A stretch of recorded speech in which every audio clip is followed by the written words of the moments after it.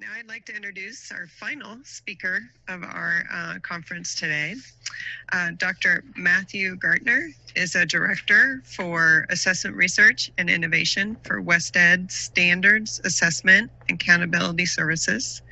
And he provides expertise and technical assistance in several key areas for WestEd, including statistical methods, psychometrics, standard setting, alignment studies, and experimental design. He has also worked in research positions at SRI International, Pearson, and the American Institutes for Research. His research has focused on college and career readiness, and as I mentioned yesterday, he's also a co-editor with Dr. Krista Mattern on a recently published book by National Council on Measurement Education on the theory, measurement, and practice in preparing students for college and careers. He has extensive experience working with practitioners to apply statistical and psychometric methods, such as item response theory, multi-level models, categorical data analysis, to address pressing and practical concerns. And so today he'll discuss statistical approaches that were used in Colorado in light of an amendment that sought to end race-based affirmative action, to determine whether these approaches would change the racial and socioeconomic diversity of the accepted class. So welcome, Dr. Gaertner. Fantastic. Well, thank you so much, everyone, for joining and for sticking it out into the end. I'm going to do my best to make this worth your while. I actually was a little bit nervous about following such an impressive list of speakers, including Janet Helms and Rebecca Zwick, who you just heard from. I'm picturing someone at Burroughs just sort of wondering, wouldn't it be funny if like the Beatles opened up for Hootie and the Blowfish, and then someone else said, I like that idea, say more, and here we are, and this is how we got here. But I actually think that Colorado's affirmative action experiment is a case study. It surfaces a lot of the issues that we've been talking about for the last couple of days. What I'm going to try to do is bring in some of the related points that I've heard over the past couple of days to this story, and hopefully that'll be a way to wrap things up. So. Again, thanks, for the introduction. This is about Colorado's affirmative action experiment, which was brought on by an attempted ban on affirmative action or race-conscious admissions across the state of Colorado in 2008. So in the talk today, I'm going to talk a little bit about why the research happened, how I went about sort of addressing this issue that was raised by the potential ban on affirmative action, and then the results of what was a class-based affirmative action system that was put in place in Boulder and exists there to this day. So, the effects on the likelihood of acceptance, admission, and then also the likelihood of success for the beneficiaries of the program. And what you should see in front of you next is a picture of a gavel. There we go. Okay, so there's a picture of a gavel. That is the extent of my legal expertise. I know what the wooden hammer is called, but that doesn't stop me from weighing in on legal matters, especially when those come before the Supreme Court, as college admissions has done quite a few times. And so we can't review all of these cases all together. Janet Helms mentioned some of them earlier today. If I had to pick one that was particularly influential in this field, I would go with the Fisher case, Fisher versus University of Texas. This is Abigail Fisher, who actually graduated from LSU like 15 years ago, sued at UT Austin because she believes she was discriminated against. She's not successful in that, but the court offered this guidance around race-conscious admissions and diversity, right? So that race-conscious admissions are only permissible when no workable race-neutral alternatives would produce the educational benefits of diversity. So my read is what the court was saying is we like diversity. We think you should seek diversity. If you could please just not talk about it all that much. So it did leave admissions departments, I've worked with a lot of them, in a bit of a bind. And nonetheless, that's sort of where we are. And what it has done is create a lot of interest in what's called race-neutral alternatives. So socioeconomic or class-based ways to create proxies for race. And that's a little bit what this presentation is about. In fact, That's what took place in Colorado 5 years earlier in 2008. Colorado there was a ballot initiative called Amendment 46. It was the Colorado Civil Rights Initiative. I'm putting that in air quotes because it sought to eliminate race-based affirmative action. It had passed in every other state that it had been on the ballot, right? California, Washington, many other states, and it was polling quite favorably in early 2008. So I was hired as a graduate student to work for the Office of Admissions and create for them a socioeconomic affirmative action system. And I'll talk about that affirmative action system here.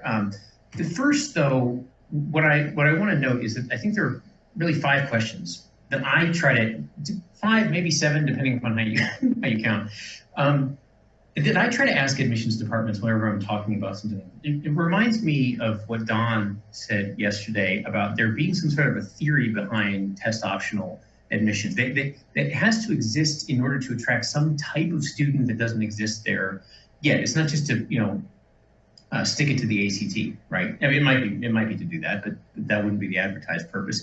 And this is why I encourage admissions officers to do when they're creating a socioeconomic system, when they're looking at non-cognitive measures, anything like that.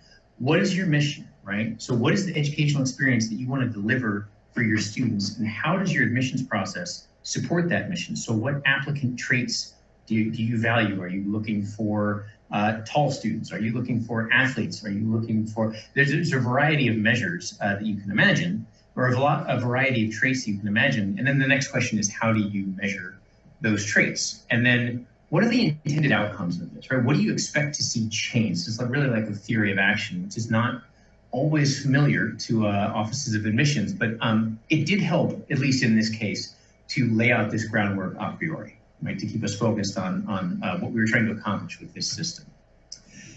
So the system really is composed of 2 indices. Disadvantage index, which every applicant to the University of Colorado gets a disadvantage index. It quantifies the obstacles, the socioeconomic obstacles that an applicant has faced.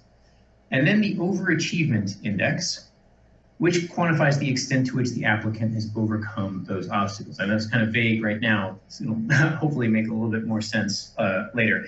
Both of these are race neutral. Race is not considered in any way as part of them, even though we thought there was a chance that Amendment 46 would be defeated and we'd be able to keep race. We wanted to keep it separate. We wanted to see how these did in isolation. So let's talk about the overachievement index first. It's probably the simpler concept. It borrows a little bit from the Strivers program that Tony Carnevale came up with at ETS, and also work from Roger Studley at Berkeley. And it begins, as all great stories do, with a scatter plot. You leave it to, it takes a special kind of quantoid to believe that great stories begin with a scatter plot. But this is really the scatter plot that has been driving a lot of the conversations that we've been having so far. So this is about the relationship between disadvantage, privilege, and test scores. Now, to estimate the models that underlie the indices that I'm going to talk about, I needed some data. I relied on the Education Longitudinal Study, or ELS, of 2002. And I hadn't really worked with ELS or really with SAT or ACT at all. But I lived in Boulder and I read the Huffington Post a lot. And, this is at least a year and a half before I sold out and actually joined these testing companies that I was criticizing. So I wasn't going to give the testing companies an inch. And I had a pretty good idea of what this plot was going to look like. I was pretty sure that it was going to look like this, right? And I found out that that's not true, right? That isn't true. Now, I should clarify that I don't and have not ever worked for ACT or the College Board. But I do think it's important when we have these debates to make sure that we're on the same footing, that we're speaking from the facts, right? That these are not sort of deterministic. This is what the relationship looked like in ELS that I found, right? So it's a positive relationship. Socioeconomic status and test scores are positively related, and that's not good, right? And the relationship that I observed with these data was roughly the same as the relationship between SES and high school course grades. So I don't know if you can see that difference, but that shift right there is the difference. We were able to explain about 20% of the variation in test scores with SES and 14% of the variation in high school grades with SES. So both of them needed an overachieving index, right? So this is one piece that I want to sort of touch on here before we get to exactly how it works. It's fair to say that we did hope to find something, right? We weren't going into this blind. The University of Colorado was not going to give up its commitment to diversity. That's why I liked going there, at racial and ethnic diversity as well, right? So we were pretty honest with ourselves up front that what we were trying to do with this socioeconomic system was proxy race. We were trying to find underrepresented minority students who we might be not allowed to look for in the upcoming years, right? So that was an explicit purpose. And so that's, one of the pieces that we, and I think every other institution that is interested in racial and ethnic diversity but forced to use class-based methods, they're looking for information like this. They want to try to find out who these students are because they believe their value add to campus. They have unique qualifications. And this is really, on a personal note, this is really kind of tough because I was also trying to wrap up a measurement PhD at the time. And so it's really hard to sort of tell your advisor that you're, for your dissertation, you're trying to measure one thing by measuring this other thing. And every time someone asked me, what are you trying to measure? My response involved like a lot of winks and nods, and some kind of strange sequence of codes. I think it was Rick Kallenberg, who at one point told my advisors, Derek and Lori, really excitedly that I had come up with a Rube Goldberg machine. And Derek and Lori were not excited about hearing that. But I got over it because I think actually this is what the court asks of us to do as institutions and as psychometricians, right? And we're qualified to do it. It's a strange position to be in, but this is what we have to do if we value diversity in these states where bans have taken effect. So let's get into the sort of nitty gritty. I should mention one more point about what we're also trying to find here is college success, right? So obviously we're also trying to look for the students who will graduate in 4 years or even in 6 years. These are the two things, underrepresented minority status and college success, that I knew would have to be research questions and that we can't see, and we still can't see if you're in one of these states that's under a ban. And we wish we could. So this is really the crux of the research study. The next slides should walk you through roughly sort of what the overachievement index does. It's pretty simple. There are a lot of ways to do this. You can use factor analysis, you can use multiple regression, you can use item response theory, you can use simple subtraction, but what you're doing is taking thin slices of the socioeconomic distribution and finding the top students in those slices, right? In other words, you are comparing students to their socioeconomic peers and admitting them on that basis, right? So you don't have really, really low SES students compared to really, really high SES students. This is going to go on for some time, but it took me a long time to make this, so I want to make you watch it. Okay, it's done now. And that, in a nutshell, is the overachievement index. So whereas, let me actually back up here. Whereas we might normally have a admissions cut right here at this test score, right? This is the minimum test score that's required for admissions. Under the overachievement index, that can change. It might tilt a little bit to the right. It might raise the bar a little bit for higher SES students. And of course, there are all kinds of other mathematical specifications that you can use. A logistic model. You can use a logistic model that's a little bit less rigorous. This is a polynomial model.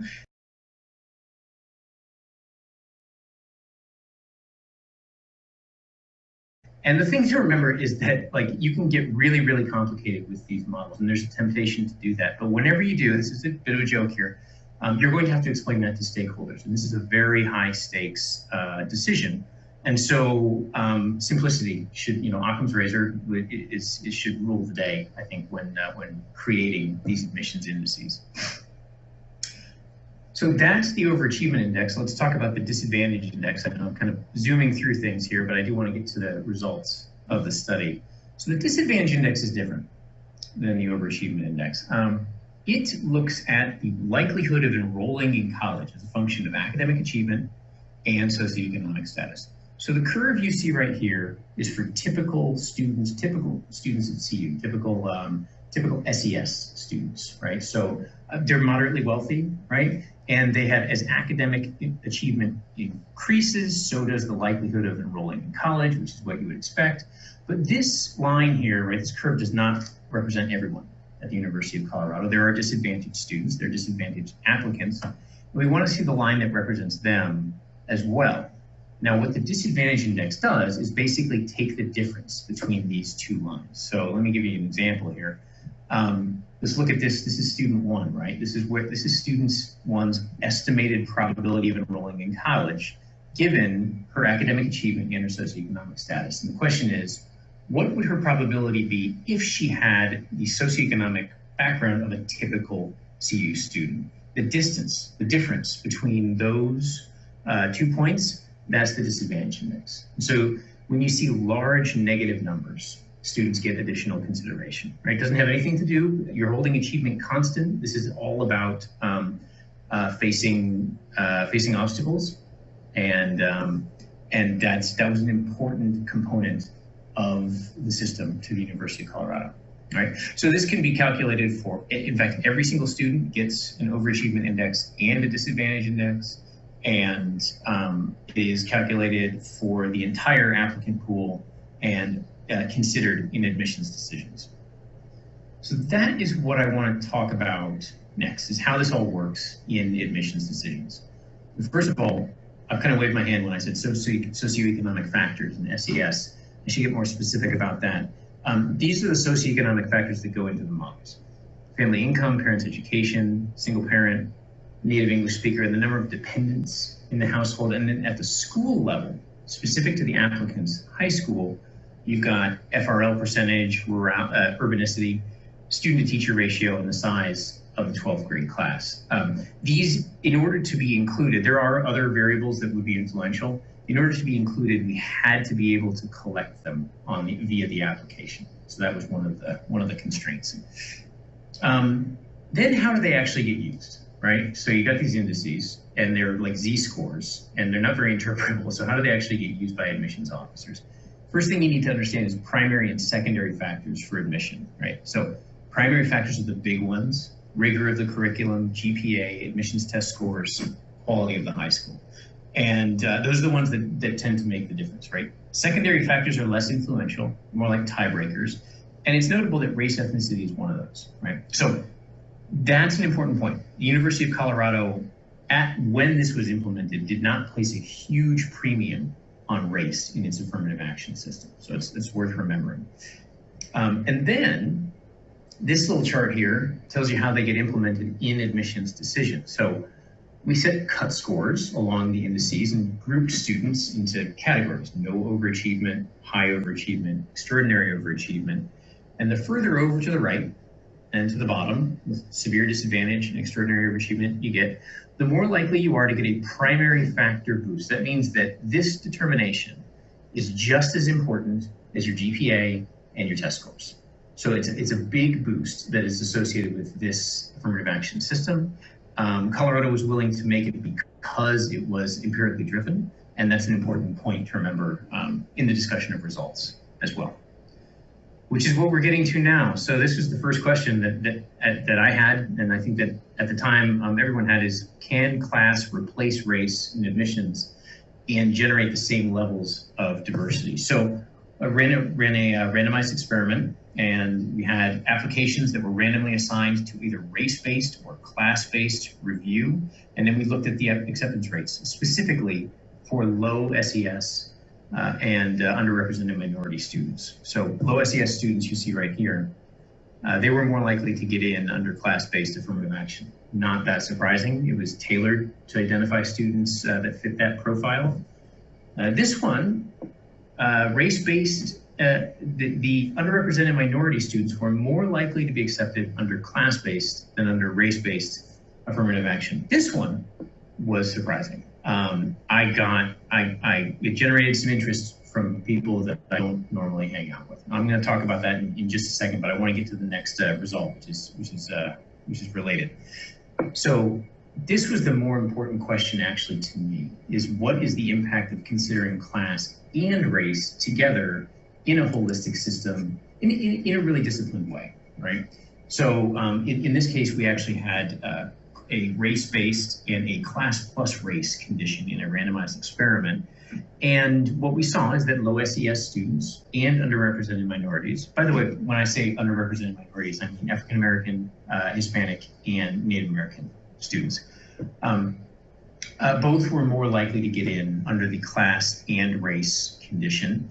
And that didn't surprise me. The prior research has suggested that's what I could expect, but the magnitude for underrepresented minorities, 17 percentage points, that surprised me.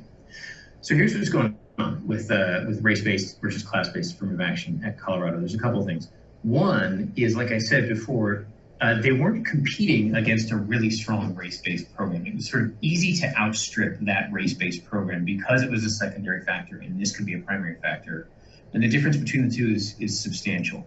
The other piece is during that first experiment, the acceptance rate, the overall acceptance rate did go up a couple of ticks, right? So what the admissions officers did was accept a larger pool of students and make it more diverse. Now, whether Colorado could handle that was an issue that we hadn't determined yet. And so it was a small scale experiment, so we could absorb those numbers, but that's something to keep in mind as well. If you're just going to accept a bigger class, then you got to build more dorms, and it's an enrollment management question. So I just felt like I needed to temper these findings for anyone who is going to try to use them as ammunition against race-conscious admissions, which is not how I wanted them to be used, it wouldn't be appropriate to use them that way.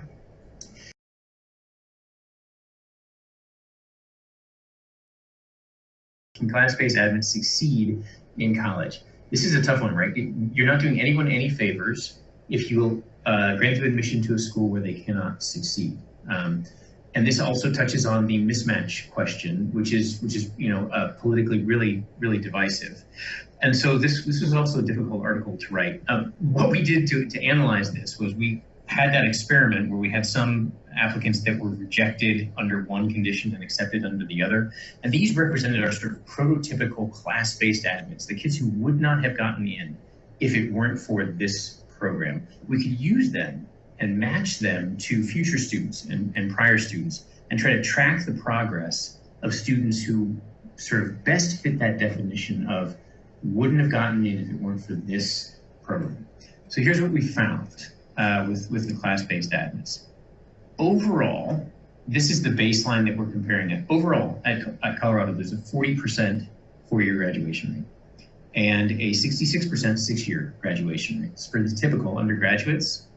And this is what we got for the class-based admits. So it's substantially lower, and many of these students are flagged by the disadvantage index, right? It's suggesting that success is far from guaranteed for these students, and they need to be supported on campus.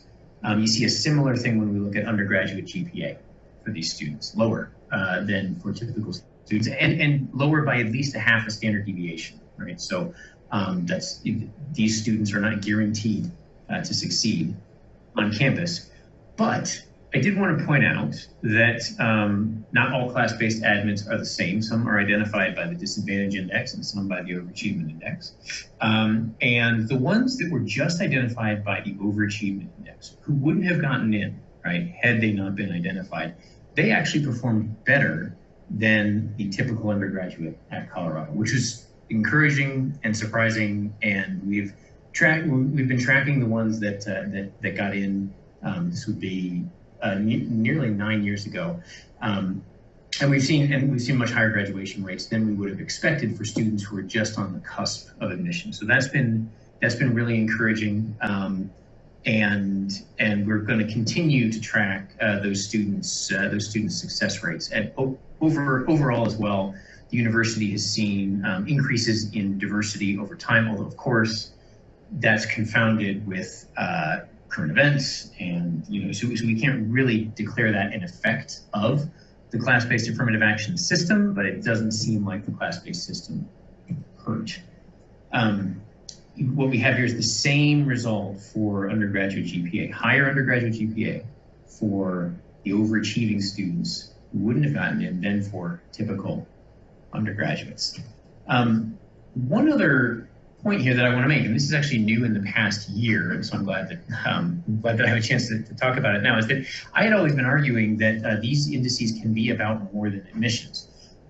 But Derek, who had been hearing about my Rube Goldberg machine, just wanted me to finish up and get done. So I decided to soft pedal the use of this for scholarships, but I still thought there's a decent argument for it. And finally, a year ago, these indices were implemented to support the Prestige Scholars Program, which I'm happy to say takes money from merit aid and moves it into need-based aid. And the way that the students are identified in this trial period they are randomly sampled from these bottom two categories on the right. These are basically the hardest to get into. There's extraordinary overachievement and severe disadvantage. These students hop off the page when you see them.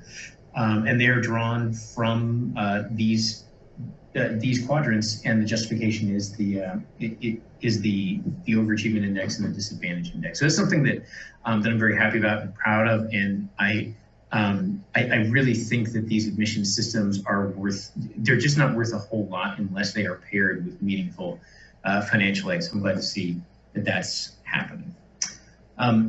The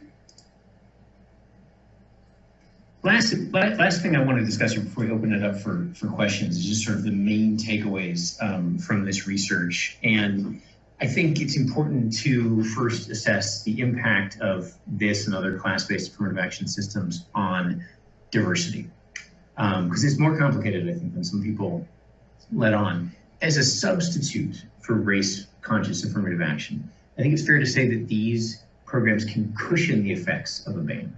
They cannot. Class is necessarily an inefficient identifier of race. There are also poor white kids. And so they cannot completely erase the effects of a ban unless the considerations are so strong that they basically outweigh everything else in admissions. But more importantly, from my perspective, used in concert with race-based affirmative action, these class-based programs can significantly increase access for low-SES students and underrepresented minorities. See, my view is sort of the right way to be need aware. Also, the probability of success for class-based admit success is possible, but it is certainly not guaranteed. And there may be students who identified under systems like this who are sort of diamonds in the rough, who will surprise, who will do better than their test scores and their grades had predicted, because they had sort of done better on those test scores and those grades than their socioeconomic status would have predicted initially. So I think those are two important points, but the news is not all perfectly good and sunny.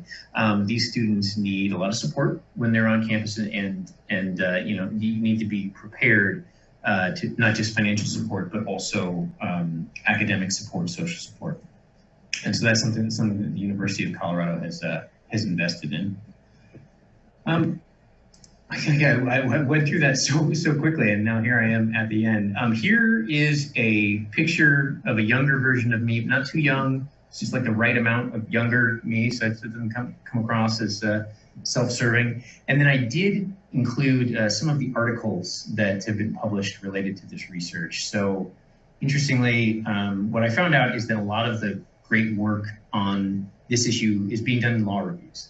And so at least a couple of the publications are in law reviews, which if no one has ever done, it's an interesting experience. This little girl is not looking very excited about reading these related articles and chapters.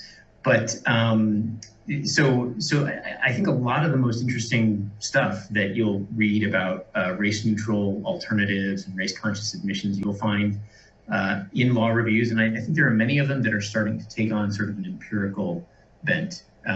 So wanted to make sure that I included those. All of these are available on ResearchGate. If you want to send me an email or just looking up on ResearchGate, you should be able to download all of them. And And that's it for me. Any questions? Happy to answer them.